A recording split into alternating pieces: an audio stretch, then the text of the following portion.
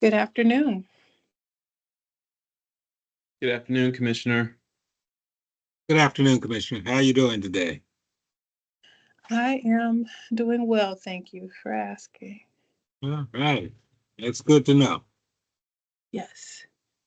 I'm How are you? down. I'm at home. I'm not feeling well, but I'm here. I hope you're on the mend Yay. soon. I hate to hear Uh, that you're not feeling well. oh, it's a little thing. That's all. It can be done in a few. I will let. And I hear is Chair McFadden not going to be with us today? I'm expecting him, Oh, unless Dr. Jenkins knows otherwise. I do not know otherwise. Yeah, I'm expecting him as well.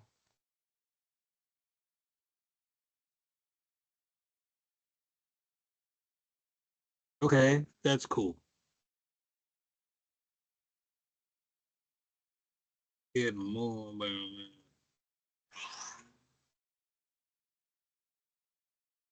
Mr. Turner, how are you doing? I'm doing well, sir. Thank you for asking. How are you? Sorry to hear you're not feeling Absolutely. well. Yeah, comes with old age. Well, hopefully you make a fast recovery. Oh, I have to. Gotta be back in school tomorrow.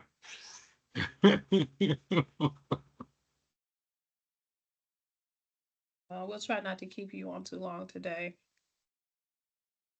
Yeah, my wife will just come up with more work for me to do.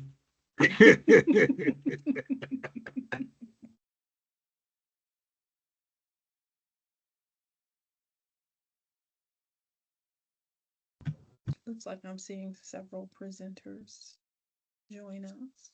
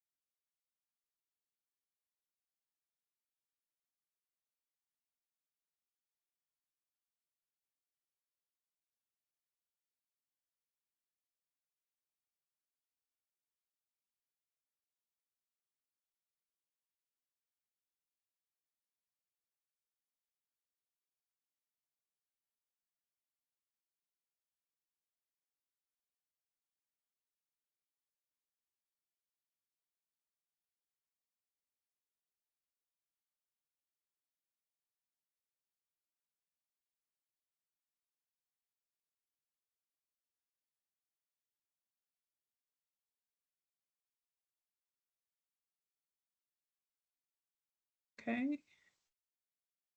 I see another commissioner has joined us. Welcome, Doc. Good afternoon. I give it a minute and 30 seconds to see if um, we can allow for our chair to join.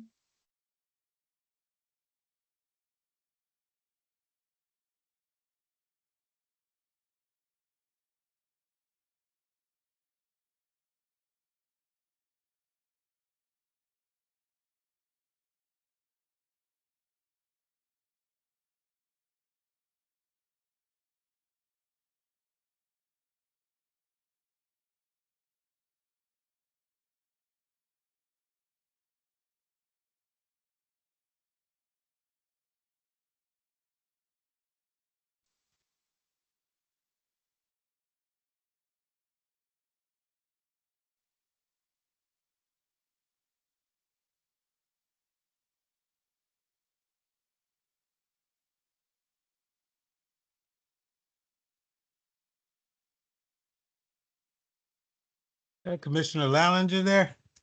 Mhm. Yes, Peace. How you sir. doing, bro? I'm doing well. How are you? Yeah, okay. I'm All here. right. Good. Okay. How was school today? I was off today. I'm not feeling well. Oh, no. I'm sorry to hear that. Yeah, but that's All right. okay. I'm back tomorrow. Okay. Hope you feel better. Yeah, ruining more young minds and I hope not, sir. I hope not. All right, good afternoon. This is Committee Chair Kalila Slater Harrington. I would like to welcome you all to our first Teaching and Learning Committee of this school year, September 3rd. If you have not already done so, please mute your phone. Anyone who does not mute their phone may be muted by the call moderator or removed from the call. Additionally, if you are not a board member or the CEO and her staff, please turn your video off. I will now read a roll call of the board to identify who is on the call. Please identify yourself first before speaking for the record. Commissioner Kenyatta Bay. Commissioner Kenyatta Bay, present. Commissioner Dr. Stephen Lallinger. Commissioner Redding Lallinger, present. Good to see you all today. It's a jerk. I apologize. Soft G, it's all good. Chair Ronald McFadden. McFadden, present. Good afternoon, everyone. Oh, what a treat. I didn't see you. Okay, great. Welcome, Chair. Well, I'm excited to kick off today's meeting. Before we get into it, I just want to take a moment to recognize that next Tuesday, in 5 days, sorry, not next Tuesday, but on September 8th is a significant day in the field of education. It is International Literacy Day. It's a day that is recognized worldwide to emphasize the importance of literacy as a matter of dignity and human rights. And it raises awareness about the literacy challenges and to promote the need for more efforts toward improving literacy rates globally.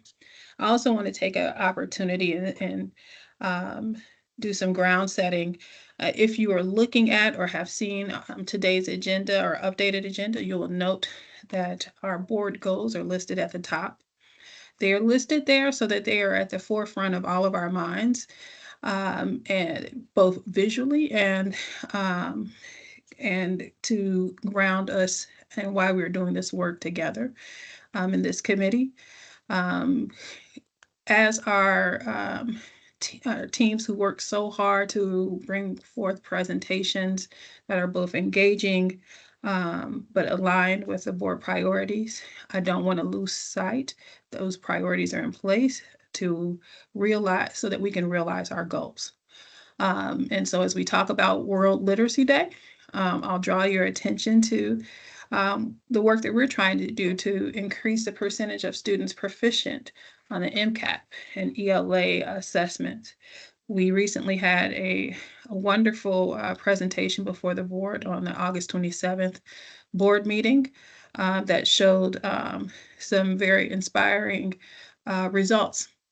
And it is upon all of us to make sure that we're continuing our collective action to that end to realize our goals.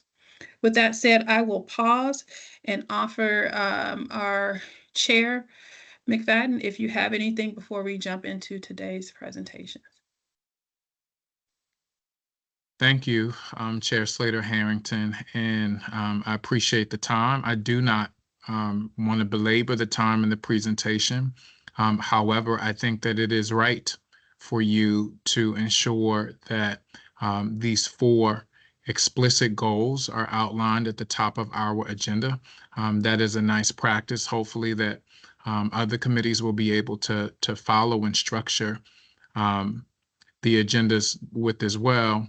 And, you know, it's important that we all, to your point, it's one thing to have goals, right? It's another thing to monitor them actively. And so I appreciate the spirit of this going there, as that is a focus of the board, making sure that not only do we have goals, but we're monitoring them. What does not get monitored does not get done. And it's important that at least we have those 4 at the top of this agenda to ground us. It's very helpful, and I'm looking forward to the presentation this afternoon. Great. Thank you, Chair. With that said, we'll move into our presentation today on a community school lead agency partnership. This is a subject matter that is near and dear to my heart, and I feel like I have friends and colleagues coming before us today to present. And it is also one of those key levers that I think that community schools is a key lever. It's one thing in a toolbox of many that will help us to realize our goals across, whether it be wholeness, reading, math, and graduation rates. And so with that being said, I'll turn it over to Chief Hike Hubbard, who will introduce her team. Thank you, Commissioner Slater-Harrington. Good afternoon, commissioners and staff. Today, we're bringing forward with Holly Gonzalez and Sheila Drummond, CAM, our presentation on lead agencies. And we have Chris Battaglia, who's our Director of Community Engagement, along with us.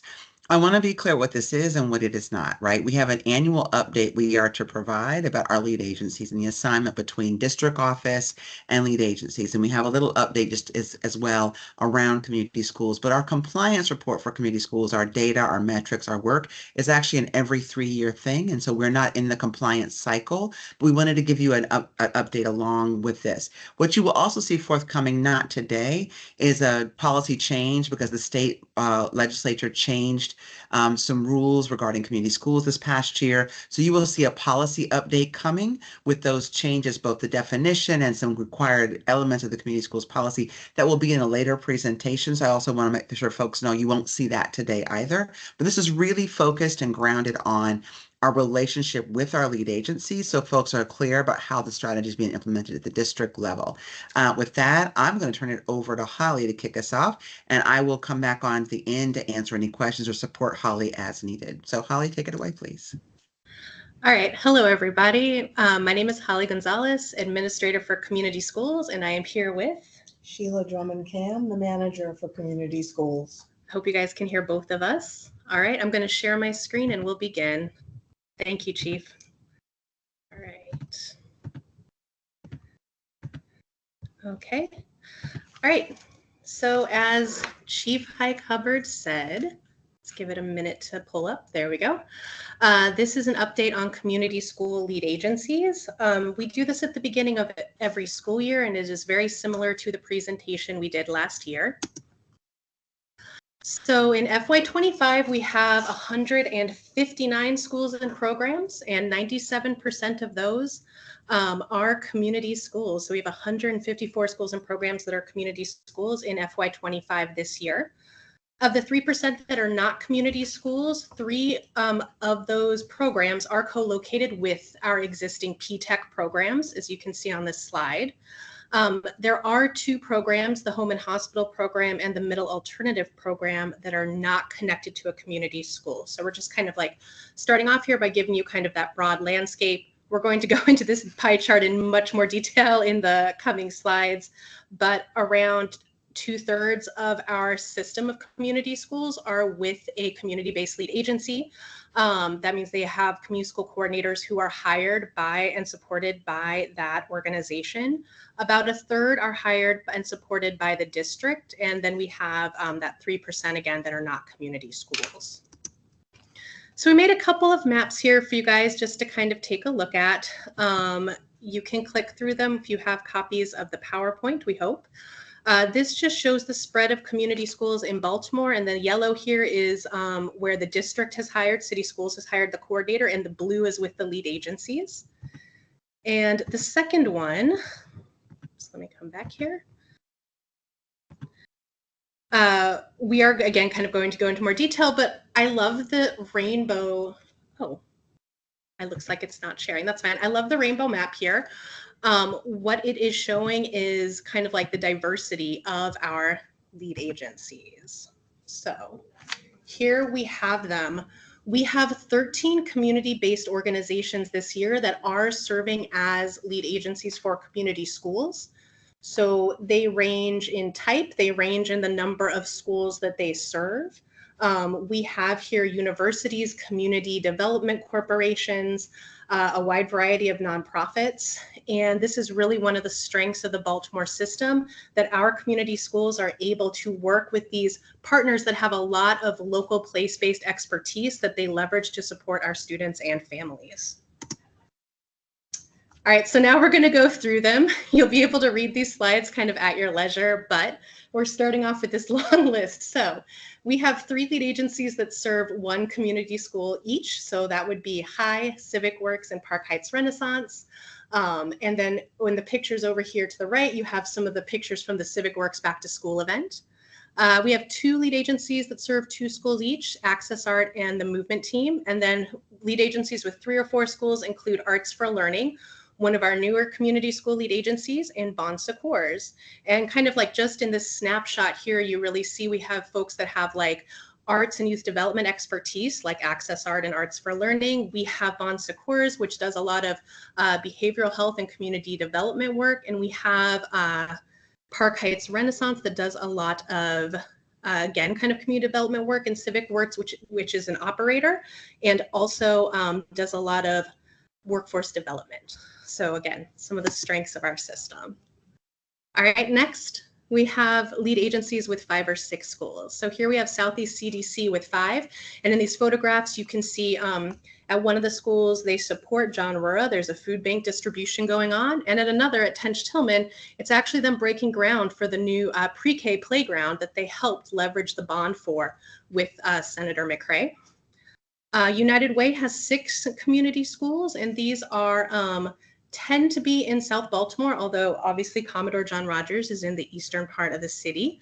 And here in those photos, you can see a health fair happening at Vivian T. Thomas High School, as well as Call to Action with the Baltimore Ravens happening at James McHenry. All right, now we're getting to some of our larger lead agencies. So we have University of Maryland with 11 schools listed there, and then Child First Authority with 12. So both of these partners, as well as several of the ones I've mentioned, have been a part of the community school strategy for years. We really couldn't do it without them. Sheila's nodding. And in these photographs that they provided us, we have like the University of Maryland Back to School Block Party in Upton Druid Heights with the Fearless Dance Empire performance, and a photo of some of the Child First Authority community school coordinators. All right, finally, we have kind of like the lead agencies with more than 20 schools. So these are the largest group, and this is Elevate Baltimore with 22 schools. And some of the photographs you have here are actually from Midtown Academy, one of their newer community schools. You can see some tutoring going on, as well as some of the haircuts, which is a resource a lot of community schools will provide to students. And then the Y in Central Maryland with 28 schools. So they are listed there. And there's some photos from a couple of the back to school events, one of them happening at Graceland Park O'Donnell Heights and the other at Ace High School. And again, like for us thinking through the 2/3 of our system that are with lead agencies, it is not possible to do this work without them. I feel like she is so. Hi, we need somebody to be muted. Dr. Swinbuck, is that you or? Okay, thank you. Please proceed. Okay, great. No, we were just saying kind of like, we really kind of couldn't do it without them. This is a huge strength to our system, and it is quite unique, Sheila, right? Like in terms of the state. Right. The state really looks to us because they wonder why we have lead agencies serve as the folks who hire the community school coordinators in Baltimore City, as opposed to just being the school system. And for the folks who started community schools here in Baltimore in 2005, it was an intentional effort to make sure that there were community-based organizations that were part of implementing the community school strategy, because that's the basis of the strategy. And so some of these lead agencies that you see here have been hiring community school coordinators for Baltimore City since 2005. And it brings, like Holly pointed out, the different kinds of lead agencies we have. They bring what they have as their resources as an organization to the table to help strengthen the strategy, to help broaden the kinds of resources that are available, and to make people more aware of some of the resources that we have in Baltimore City. All right, so we did throw a slide in here that this is a lead agency update on the third of the system that is supported by the district. So here we go. We have 56 schools that we at City Schools hire, and Sheila manages all those community school site specialists. We've included some photographs here, including families engaging in some asset mapping at Lakewood, as well as a hearing assessment going on. We have the community organizing that you guys were at not a couple weeks ago with Mary G. Faring. And then there's a photo from last year from two of our newer community schools where we have the high school students from Baltimore Polytechnic volunteering and facilitating a STEM fair at Medfield Heights. So we just threw in some background. All right. So that was the update on our lead agencies. We also wanted to share with you some background on FY24 and how things went. Sheila, you want to do the slide? One of the things that's really important to us is attendance, but I want to point out that how we make sure that at the end of every school year or at the beginning, we ask the community school coordinators, site specialists to self-report what committees they sit on, where they work within the school. And there, as you can see, we have folks on the attendance teams and folks on working with organized parent groups. They're on the ILTs at their school, the instructional leadership team. They work with the student support teams. And so they all help to be a part of the school by working on those teams. The attendance team is extremely important. Some of our community school coordinators lead their attendance teams. Some of them are just members of their attendance teams, but that's really important for them to see and put in input for the kinds of interventions that are going into place right now as to making sure attendance is important at the schools. And so, like I said, these numbers are self-reported, but the majority of our coordinators do respond to these surveys and let us know what teams they sit on. It'll be great this next time if we can get 100% response to find out what teams they are on. So we have some more FY24 updates for you. So one of them is in terms of partnerships. This is something as a strategy that we track centrally. And again, community school coordinators are the one entering this information. So we have these 7 focus areas where when there's a community school partnership, community school coordinators will say whether they focus mostly on academics and enrichment or attendance or these other pieces. This slide here, the gray is FY23, the black is FY24, shows you the relative numbers of partners in each category. I will give a caveat here that these are partnerships, not the total number of partners. So a partner like the University of Maryland, for example, might have partnerships with like 23 different schools, and but they're only one partner. So we just always like to clarify that this is the partnerships, not the unduplicated number of partners here. And this is really good because it's showing us that our community school coordinators really are building on that network of resources that we have here in Baltimore City. Next, we wanted to provide you guys with some updates from the Maryland Food Bank, also like our partner highlight. And so we have a comparison between FY23 and 24 here. Our total number of food bank sites at community schools decreased by 1. However, the pounds of food distributed did increase. And we also look at our family survey data, and we found like in both years, 19% or almost 1 in 5 families request food resources as something that will help make their child successful. And so we do kind of keep an eye on this and use this data. One of the things we're doing this year is we've looked to see which schools have had increases in requests for food resources on the family survey and also are not the location of a food bank site. And we're going to be doing some additional outreach and technical assistance to those schools to make sure that they are accessing other means of food resources. So this could be a neighboring community school that has a food bank, or maybe a church or other location nearby. Community school coordinators are great at this, and we're pretty sure that they're all already doing it, but we want to make sure, especially where we see schools where the request for this resource is increasing. All right, so we're going to round out talking a little bit about some data and evaluation requirements before we get into the FY25, what's coming up. So our data collection system, hope what you take from this slide is that our community school coordinators are the base of it and the information that they report. But in FY25, we will be collecting the following data at the school level, and that includes the partnerships data, which is an existing report, leverage resources data, and wraparound services data, which is aligned to the existing reports that City Schools already uses. We will use the following existing data, including information from our student learning plans, which include a place to refer families to the community school coordinator, as well as like our Climate 2.0 dashboard. And in FY25, we will also, of course, be using our report from the American Institutes of Research to develop a system to track participation in community school services. This will be leading to our community school evaluation. And as we're building our system, as Sheila had mentioned, we are kind of serving as a partner to the state along with other LEAs in terms of like implementing and giving feedback on the design of some of those state level reports. All right, so Chief Hike Hubbard mentioned this briefly, that we are about to do a bit of a policy revision. So we have one slide on it, just to let you guys know the full presentation is forthcoming.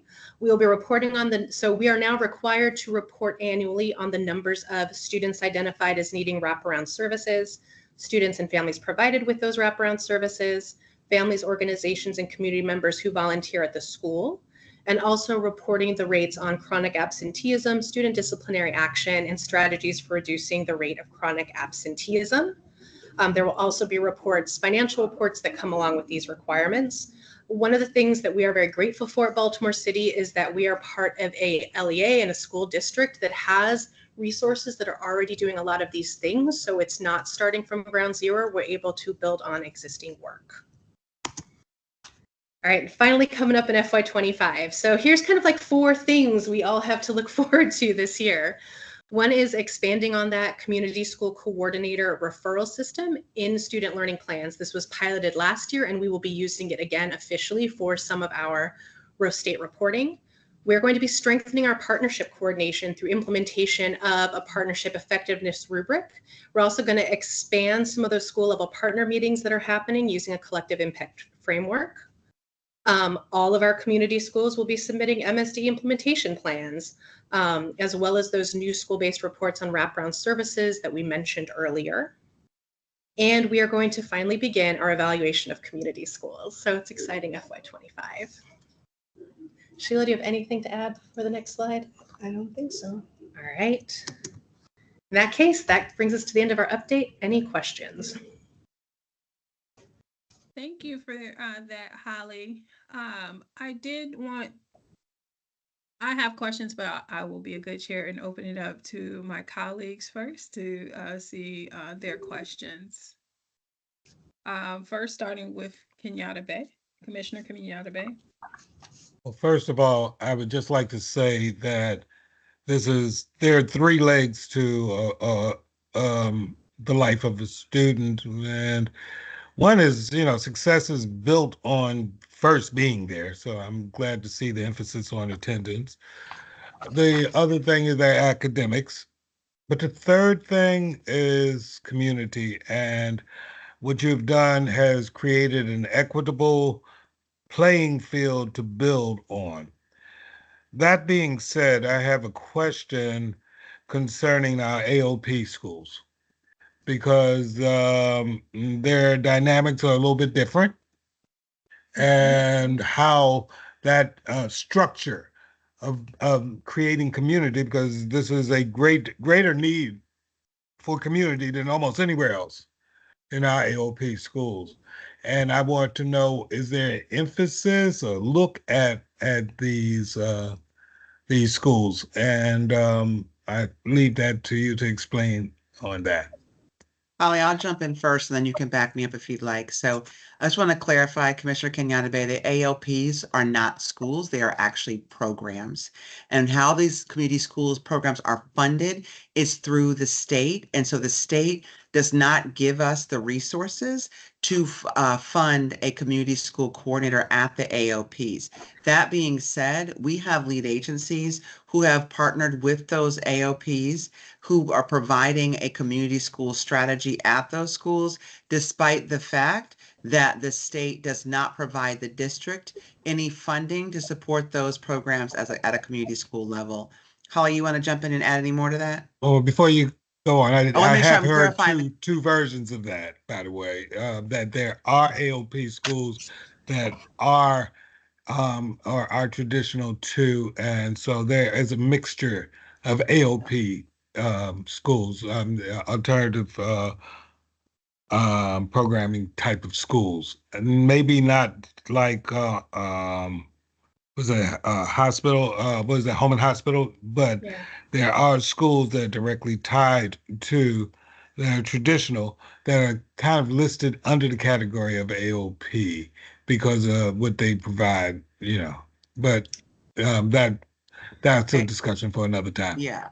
AOP stands for Alternative Options Placement, and it is for students who are overage and undercredited. There are other programs, to your point, that do not have a coordinator like home and hospital, as Holly mentioned earlier. But our AOP schools, because of our community lead agencies who partnered with them, they actually have community school coordinators, but it is not through the CPG funding provided by the state. Holly, anything I've missed to clarify, please? Well, just to say that, like, I've come back to the slide with Elevate Baltimore and the Y in Central Maryland on it, as they are the lead agency for the lead agencies that serve many of those AOP schools. So for Elevate Baltimore, Career Academy, Youth Opportunity, Eager Street are some of the schools that they serve as the community school lead agency for. And for the Y in Central Maryland, we have Achievement Academy as well. And so, yes, like, it is absolutely something where in Baltimore City, we've actually been ahead of the state in terms of this funding. And several of these have been had a lead agency and been a community school for a number of years before identified by the state. And I believe our lead agency partners are actually some of the folks who pushed on the state to expand concentration of poverty grant funding to our alternative programs. I don't know if that answered the question. Thank you. Thank you. Okay. All right, Chair Ronald McFadden. Thank you, and thank you to the team for the presentation this afternoon. Certainly, we also just want to shout out our lead agencies, who some may be on with us this afternoon. Certainly, we can give them, just some thanks and gratitude for the work and the service that they do within city schools. With that, Holly, would you just, for the sake of public consumption and our stakeholders that are present and may watch later, would you illuminate what wraparound services are for Okay. our students? Of course. So the state has actually defined 13 areas of wraparound services that are to be provided by community schools throughout the state. So I'm not going to get all 13 here, but they include things such as attendance supports, extracurricular and enrichment opportunities, safe transportation to and from school, additional behavioral health services, including potentially more social workers, mentors, and others, similar staff in school buildings. Yep. There's also going to be vision, dental, and hearing services are a part of that. And also professional development for staff at community schools and how to refer students to these wraparound services. We're happy to provide the full list of all 13 to the board, just kind of like via email. We'll follow up with you on that because I know I left several out. It's not thank you for that. It's not necessarily for well, perhaps it could be for some board members who may need that information illuminated, but for the sake of, we have a lot of young people that are in community schools in Baltimore City. And I think it's just important when we mention those very important aspects of the work that we just illuminate them so that everyone can follow. And to know what's out there and the types of things that are offered in schools to support them, in community schools. I also want to, Chair, if I may, this is the last thought that I'm having. How are our community schools with these lead agencies utilizing their community schools funds and their budgets? And so will that come to us separately later outside of this particular presentation, will it come in the compliance report? I know that each community schools receives specific funding for their school outside of their operating, or if they're Title I, it's separate from that. I'm just curious to know that with the lead agencies, are we tracking, and I know that we are, how the schools are utilizing their funds? Are there any opportunities? Maybe are there things that we're missing? Are schools utilizing all of the funds that they're receiving? Just some questions that I'm thinking through when we're thinking about funding with our community schools and with their lead agencies.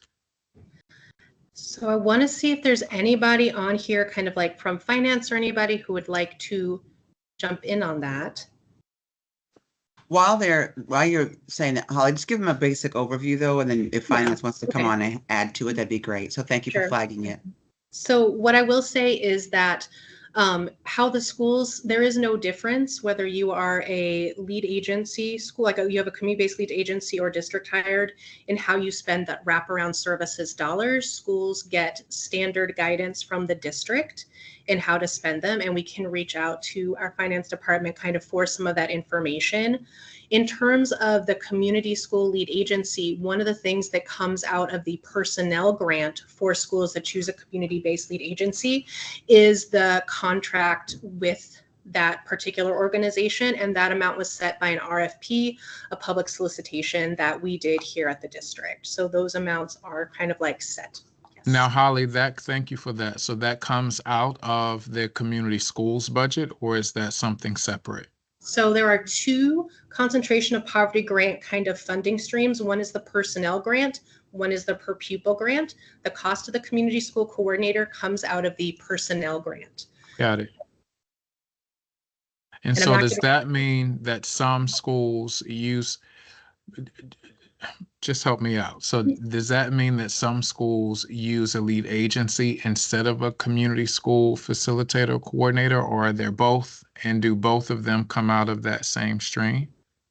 Both come out of the personnel, and you will have a full-time community school coordinator, whether that person is hired through the district or whether that person is hired by the lead agency. That's the requirement. Got it. Yep. Full-time 12 That's helpful. Yes, that's helpful information to have.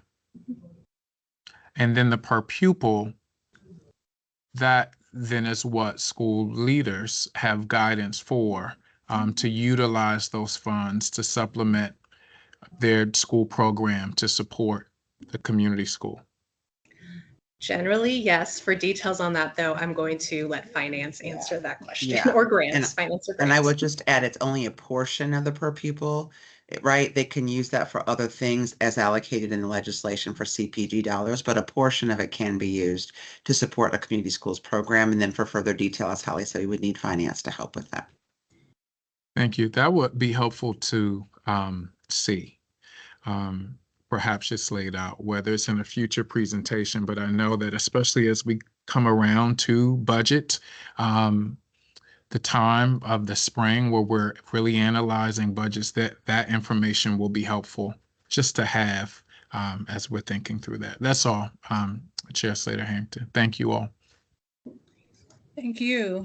And Commissioner Lallinger. Thank you, Chair.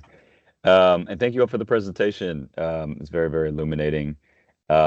Keeping in mind, Chief Highcover, that you said this is not a compliance cycle. I appreciate that. We don't need to get into details, but I was hoping the team could shed a little bit of light on how you all think about effectiveness. And I know I saw on your last slide, evaluation is coming in this upcoming year, but just generally, how are you thinking about, and how are both lead agencies and then also community schools coordinators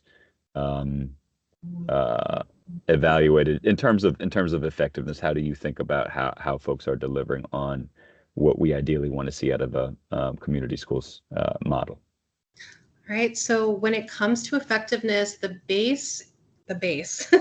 Are those like, sorry, I'm looking, she was here to my left. Are those items that are required by the state so that you complete a community school needs assessment that you have and that you are responsive to the needs you see both in that assessment as well as needs that may come up, because it's not just like you did this needs assessment 3 years ago and you are stuck with those things.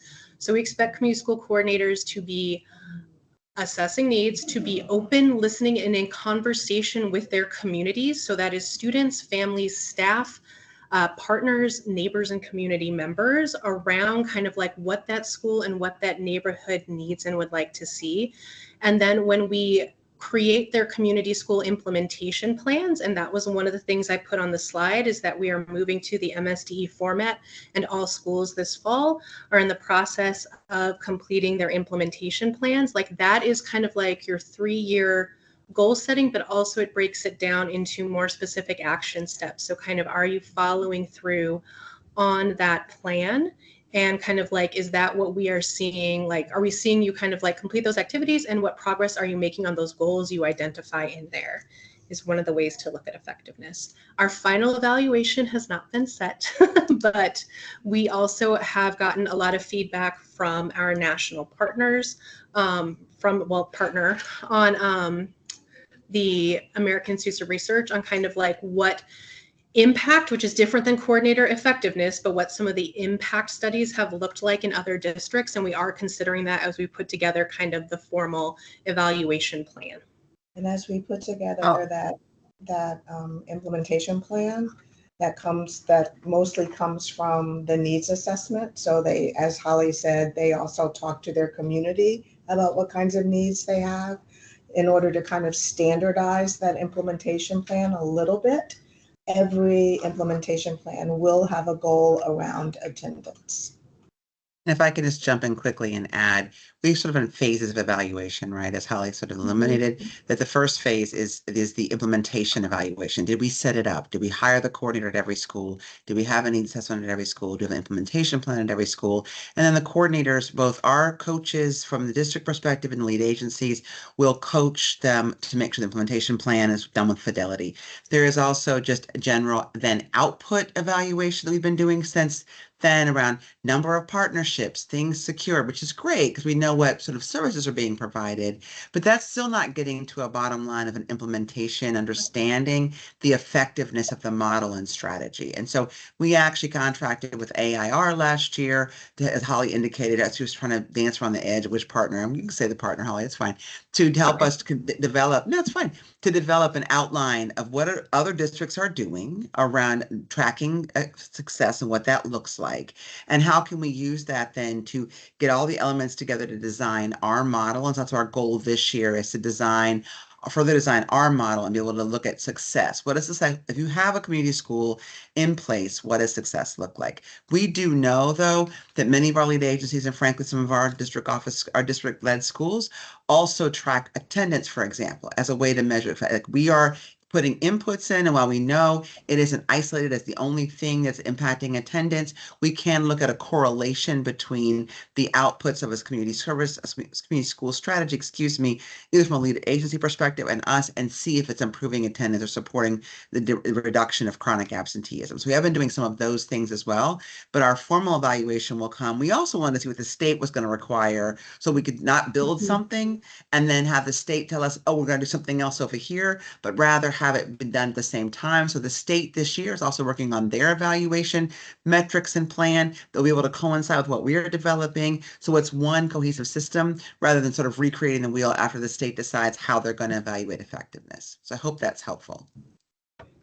That's definitely helpful from just thinking about evaluation from a programmatic standpoint. So thank you for laying that out. Chair, if I may, one more question, and then I will go back to you. From a sort of personnel management standpoint, is it the school leader that the community schools coordinator reports to officially and is evaluated by, or is that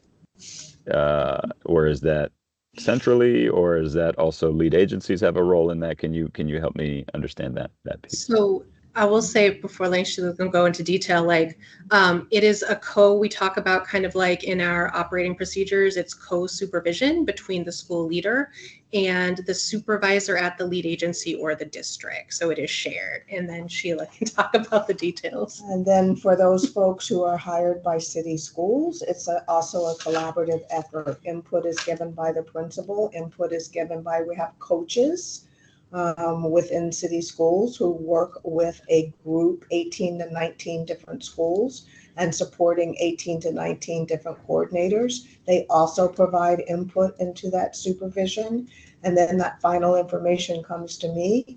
And since I'm the manager of all of the community schools that we hire by city schools, I make the final decision as to what that evaluation or that supervision looks like. All right. Thank you. All right. All right. So I wanted to jump into, hi family. I wanted to jump into a few questions. I know when we set out to do this work together in the beginning, when the district concentrations of poverty grant came out. And at the time, we thought very deeply about the district being a lead agency partner. And since that time, since we've gotten started on this journey, have you seen an increase or a decrease in the number of community-based organizations who are lead agencies? Have you seen an increase or decrease in the number of schools who are seeking to be district-led versus having a community partner? So we've seen a decrease overall in the number of community-based organizations that are lead agency partners at this time. The percentage of school versus community-based or district hired versus community-based organization, I'll have to check, but it's stayed pretty similar year to year. So sometimes a school may switch from the district to a lead agency, and then a different school may switch from a lead agency to the district. So it's been both ways. If I can add to that, Holly, so we have lead agencies who have seen an increase in the number of schools that they will take in, but not an increase in the number of lead agencies. And I think that goes to lead agencies having the ability to build the capacity in their own organizations to expand their number of schools they can support. And we have had to frankly counsel a few lead agencies who were not effective in their management to say, are you really up for this task? Can you do this? Are you supporting the school effectively?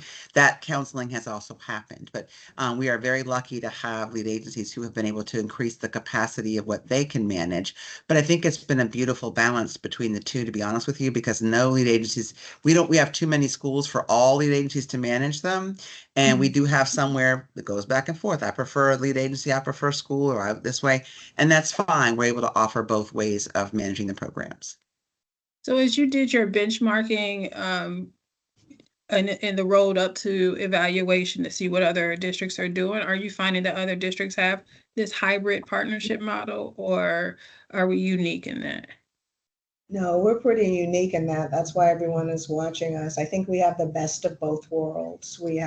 Because we have community-based organizations who hire our community school coordinators, but by having city schools also hire community school coordinators, we give our lead agencies a better connection to city schools. They know who the departments are. We can help them understand how city schools work. They now have access to Infinite Campus, and so they can use the data. All the community school coordinators have BCPS email addresses. So we really do have the best of both worlds because we have access now to community-based organizations that provide services within Baltimore City. And we also have access to different departments within city schools who also support the work. I'm always excited about this work, and I could probably talk forever about it, but I'll say a couple more things and then we'll move on. I'll come back to you, Commissioner Kenyatta-Bey, in a moment. I'm interested to see how this plays out in the evaluation, this hybrid model, and what that looks like. And the feedback that we get from the individual stakeholder groups on how they perceive that it's going. In Baltimore, we've always had a unique situation in that our community school strategy has been comprehensive of out of school time.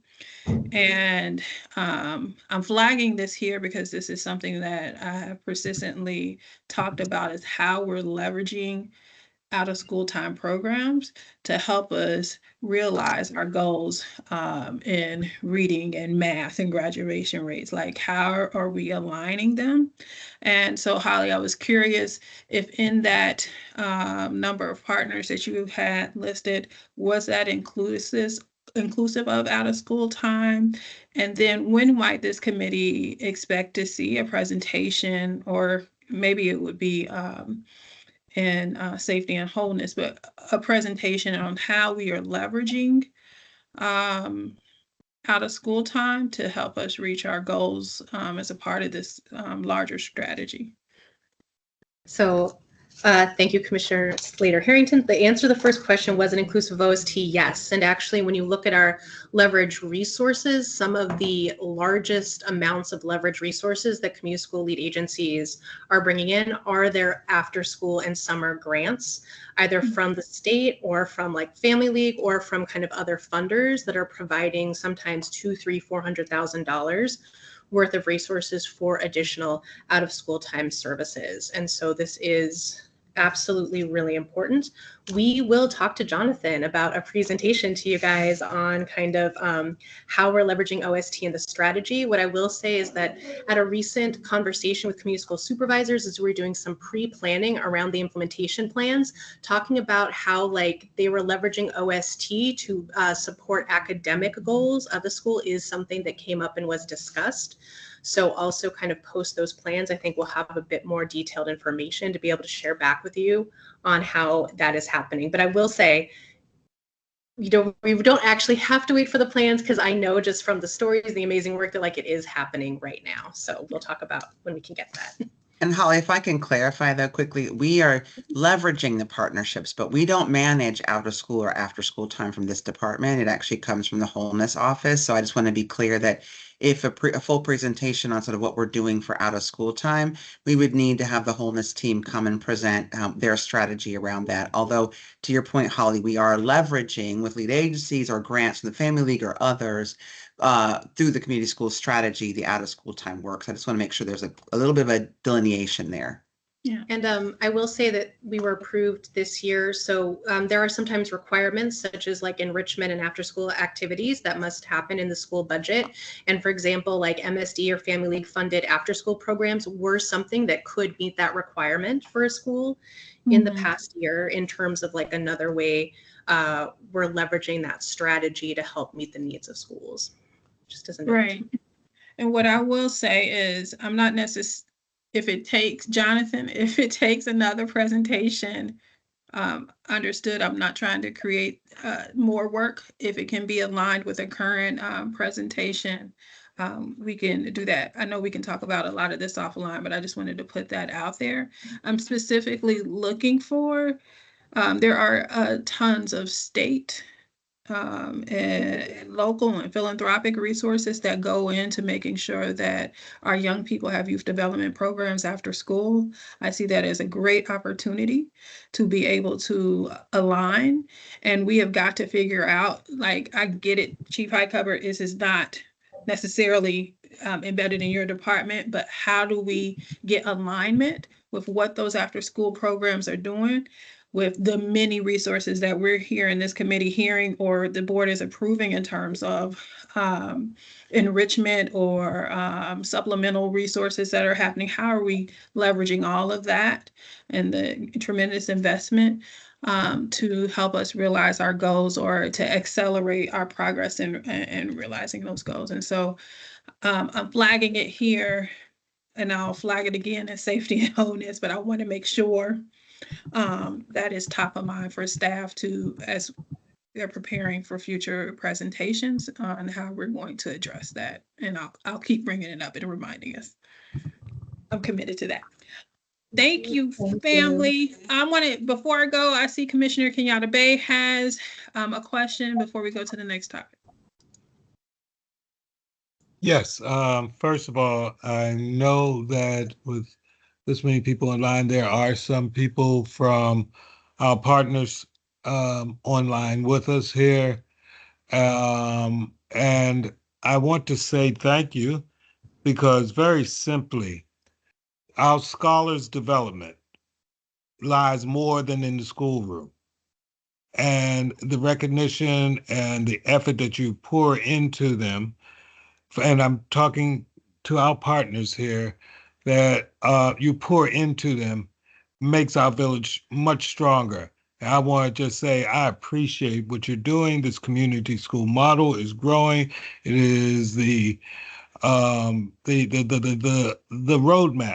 that many school systems around the country are looking at, and for that, you deserve our applause. Here, let's see. Make sure we can do some applause. Thank you, sir. Thank you. Thank you. I wanted, This- go ahead, Chief High I Cover. would say you- this team is outstanding. I mean, they all carry different talents, and Holly is my data guru, pulling data. Sheila's my human relations person, and together they make the perfect community schools team. So I thank both of them for their dedication to this work. Well job, team, and family, my family, and including you, George Clooney. We'll just keep you around. All righty. Italia. Right. But also thank you, Commissioner Kenyatta Bay, for thank you, Commissioner Kenyatta Bay, for recognizing our partners. They have been steadfast in their work in supporting our schools, and I too am grateful, and I think I echo the sentiments of my fellow commissioners. I also wanted to recognize Commissioner Rooks, who has joined us. Welcome, Commissioner Rooks. Thank you for joining us today. Thank you. Great job, team, and I'm going to move on to procurement. We only have one procurement item on our agenda today, and I think I saw Shabray. There you are. Hello, Shabray. Hello. Hello. I'll turn it over to you. Okay, well, as you said, we only have one procurement item for consideration today, and that is Anomi Inc. And I have Casey Mingle here to answer any questions related to the scope of work. Great. Welcome, Casey. Thank you so much. Commissioners, I'd also like to acknowledge, I believe, Jalima Alisaya, Denise Mabry, and Shanika Herndon, my partners in the Offices of Teaching and Learning, Strategy and Support for Students with Disabilities, as well as Denise Mabry, who does IEP creation and compliance work. They're all on here as well to answer some of the detailed questions you may have about Goalbook. Great. Before I get started with my questions, I'll open it up to the other commissioners. Do we have any questions on Anomi?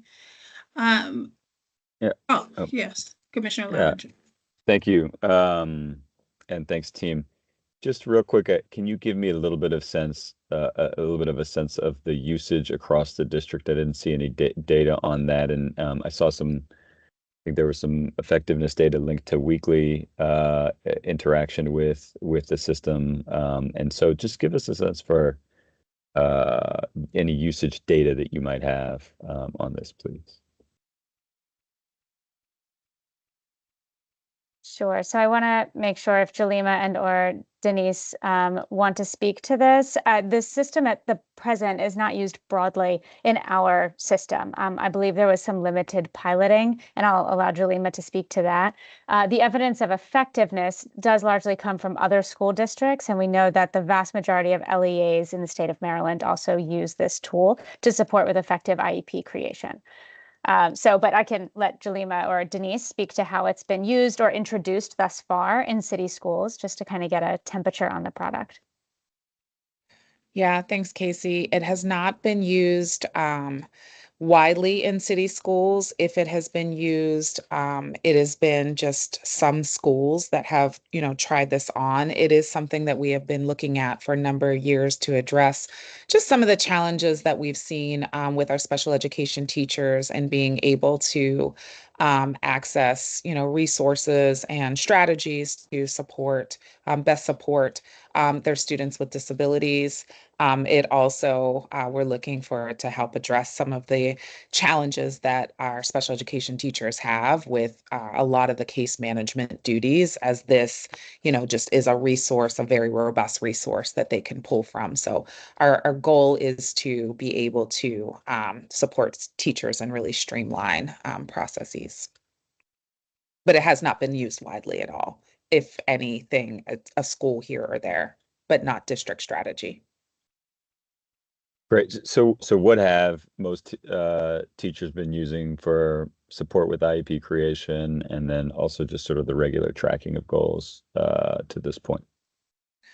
Yeah, so teachers, they are using, a lot of our district adopted assessments in order to draft present levels of performance for IEPs. But when it comes to things like progress monitoring IEP goals, they're often left to create things on their own. So we don't have anything that we have adopted like an Ames web or something that gives you CBA probes to be able to monitor progress towards those goals. And so what they're using now, unfortunately, is not apples to apples. And that's what we're trying to get to, so that you are able to progress monitor specifically the goals that and objectives that you have outlined in the IEP with a probe that specifically lines to those goals, objectives, and the skills that are within those goals and objectives. And then it also gives like a bank of resources that teachers can pull from. And what they've been doing thus far is, they might take something from professional learning that they incorporate, but there's nothing that they can specifically reference other than like just different resources on the web and things like that, or being able to collaborate with their peers. So this really fills a gap for what we've been seeing thus far. Thank you for that context. It's a little surprising that there hasn't been anything to this point. And I guess my last question is, do you anticipate wide uptake? I mean, is this something that we'll come back in a year and you'll say, especially our special education teachers across the district, we're really excited that we've adopted this and they have access to it, and we're seeing near universal adoption? Or what's your prediction here?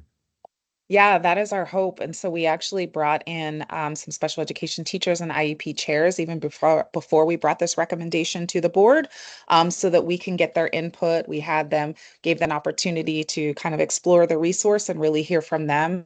The teachers and IEP chairs that we did engage with were very excited about the opportunity. And so we are going to use this pilot as an opportunity to learn and study about the implementation before we go make a recommendation for larger scale. But yes, we hope that teachers walk away with saying like, this is a valuable resource, as they're already excited about what they've seen thus far and the potential for this resource for our young people, and for their ability to not only draft goals and objectives that align to the students' needs, but they're able to adequately progress monitor that in a way that is a little bit more streamlined and easy, and just more convenient for them, as opposed to what they've been trying to piece together now.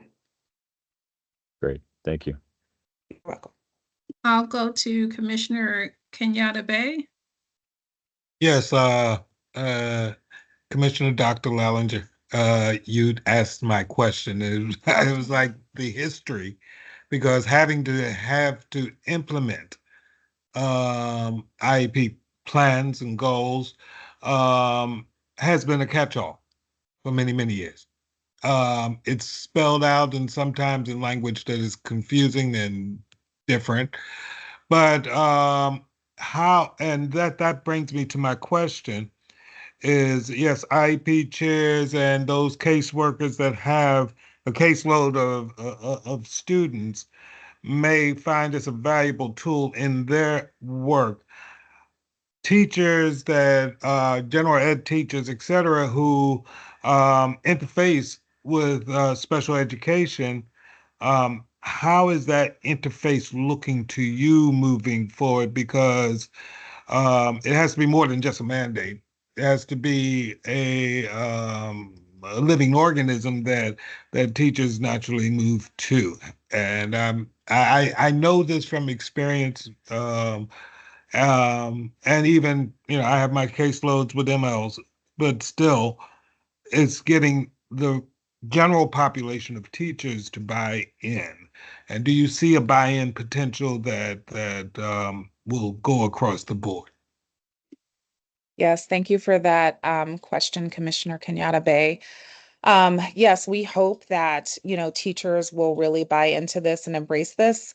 I really appreciate the approach to this and piloting this so that we can learn alongside of our teachers and get feedback from them that will help to really bolster this moving forward in a place where teachers will buy in because, it will be recommendations from their peers and also we hope to take the lessons learned through the opportunity of this pilot as we think about scaling this and even messaging this to teachers so that they do buy in more. We know in just hearing from our special education teachers and our general education teachers that there are just challenges with the amount of paperwork and the amount of just responsibility of making sure that there are resources and assessment probes and things like that that really align to a student's individualized education plan.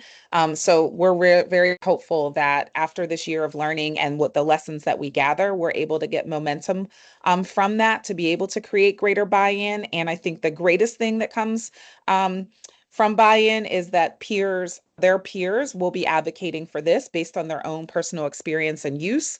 And we plan to be able to leverage that as we share this more broadly after this initial year of implementation. Thank you. You're welcome. I had a questions, but I see that Shabray has her hand up, so. Yes, I just wanted to share that it looks like Northwood Elementary and Franklin Square have purchase orders for Anome for this work. So we already have some individual interest from schools. This sounds, I'm sorry. Chair McFadden, do you have any questions? Okay. Commissioner Rooks, do you have any questions? No questions for me. Okay, thank you. This sounds wonderful in terms of a resource for our educators of special ed. And to Commissioner Kenyatta Bay's point, it has some real relevance beyond just the creation of IEPs, but the strategies. And so I'm wondering what that looks like in terms of licensing, what kind of access will, educators, or are we identifying a tool, or how are we just, as a regular ed teacher, they need strategies because, for everybody to make sure that all of our learners can learn. The second thing is, and forgive me if I've missed this, who are you targeting? What schools or what characteristics are you targeting to be a part of this initial pilot?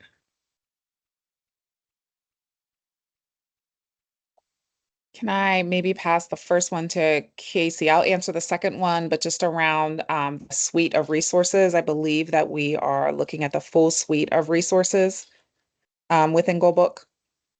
Correct. So what we wanted to make sure from the jump, even if it's not every single teacher in the district right away, that we do have access to be able to scale. So we wanted to make sure that the contract allowed for the full suite of options that would cover all general and special educators. How long is this? So we're saying that this is a pilot. How long do you the contract is until 29, correct? Correct. So we're getting into contract with them, understanding that we will expand across between now and 29, correct? Of course. Yeah. The goal Okay. certainly is to expand again. I mean, we have seen it's almost every LEA in the state of Maryland uses this tool. It comes quite highly regarded. And, you know, we even engaged in sort of a demo with the team. It just, there's a lot of promise and potential there, but we needed to give ourselves the time and the runway. Sometimes a 3-year runway is not enough to get to everybody, you know, so we wanted to make sure that the contract terms made sense and gave us the time to really dig in and do the work in partnership with schools. So hence the sort of full scope that we're able to access and the amount of time that we wanted to make sure was there in order to get this right. Great, thanks. And- Jalima, can you speak to who you're targeting and what that rollout plan might look like? Absolutely. And so similar to what we have done with our phase 1 Reveal Math Schools, is we want to be very intentional around how we specifically identify schools to be able to engage in this. And so with that, engaging other stakeholders into the conversation, those in the Chief of Schools office, as well as Teaching and Learning and the Office of Special Education to engage to identify some potential schools for this pilot. I know one of the things we want to look at is like the number of initiatives that at a particular school. So there are lots of different factors to really consider. We also need to understand, you know, our special education SPP goals and where we're seeing movement and where we're not around our metrics that align to our students with special needs. I will also say too that we want to identify a variety of different schools so that we understand what implementation looks like at a school that is a traditional school as opposed to a school that might be a separate public day school or have a citywide program. So we are just, we haven't identified the schools yet, but those are some of the considerations as well as buy-in. We want to make sure that teachers and school leaders welcome the opportunity to engage in this, especially as at the onset. We'll probably stay away from some of our Reveal schools, especially when school leaders say it's just a little bit too much right now. So all of those things we're taking into consideration as we identify the schools. Great, thank you. Any other Casey, I see you. So no other question, but I just wanted to piggyback a little bit on what Jalima said. And so in this initial year 1 of this work, the kind of depth of training that we're going to have to do with our central office leaders as well, and our school success liaisons that focus on special education, there's a lot of deep training and development that will have to happen in that space too. So a lot of this year 1 is really working closely with the few select schools so we understand what it looks like and the depth of training that has to happen here centrally in order for us to scale. We can't very well scale on the backs of folks who don't know. And so we really have to, you know, do a deep dive in that space too. So I just wanted to, you know, capacity wise, we've got to be able to do both and those things in year 1. I appreciate that. I appreciate that. Thank you for sharing that. Commissioner Kimyatabe, is that a new hand? Yes, it is. Just real quick, as we talk about scaling programs, there are other costs that roll in. So this is a, you know, this bottom line number is, will it be increasing over this time span? And what do you see potential increase in costs to be, if there will be? Thank you for the question, Commissioner Kenyatta-Bay. We really did our due diligence to estimate what we would anticipate a total annual cost being. So no, I don't necessarily see coming back to the board for an increase. This really not only covers all of our teachers, should we just jump right on in, but it does also cover the professional development that's needed centrally. So no, I don't anticipate that. Likewise, I don't necessarily anticipate hitting the full 550 every single year, right? So there's a little bit of a balance there, but no, I think we tried to be very inclusive in the cost as much as possible. Thank you. Yes, Great. thank you. Thanks, team, for that. We look forward to seeing it during the next board meeting. All righty, I'm going to move us along to public comment. We do not have any public comment today, but this is what I will say. Members of the public who would like to provide public comment to this committee can do so by signing up beginning 9 a.m. the Thursday before the meeting until 5 p.m. the Monday before the meeting date. Individuals or groups interested in providing comments to the committee may sign up one of three ways. They can contact our board office. They can visit the board office at 200 North Ave, or they can email at schoolboard@bcps.k12.md.us. Speakers will be granted 3 minutes, and we limit the amount of speakers to 5 people. All public comments should address teaching and learning related issues, and sign up is not permitted the day of the meeting. In addition, the chat function during our virtual meetings will not be used as a tool for gathering feedback or answering questions from the public.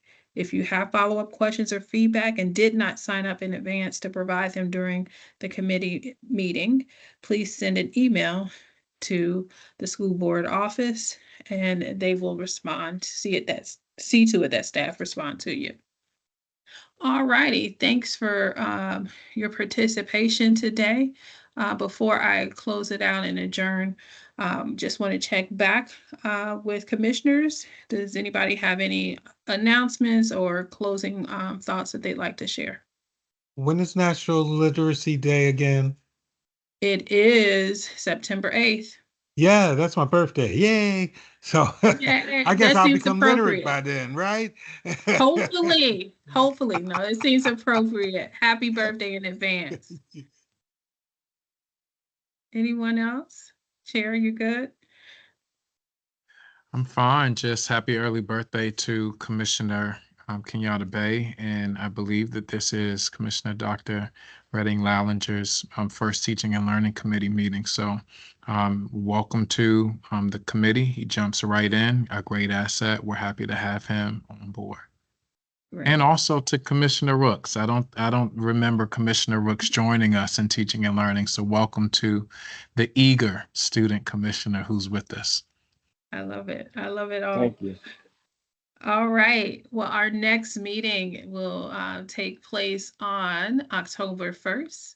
Same time, same channel. So I look forward, thank you to each of your rigorous and thoughtful participation.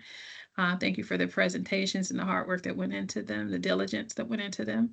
And I look forward to seeing you all next time. We're adjourned. Peace.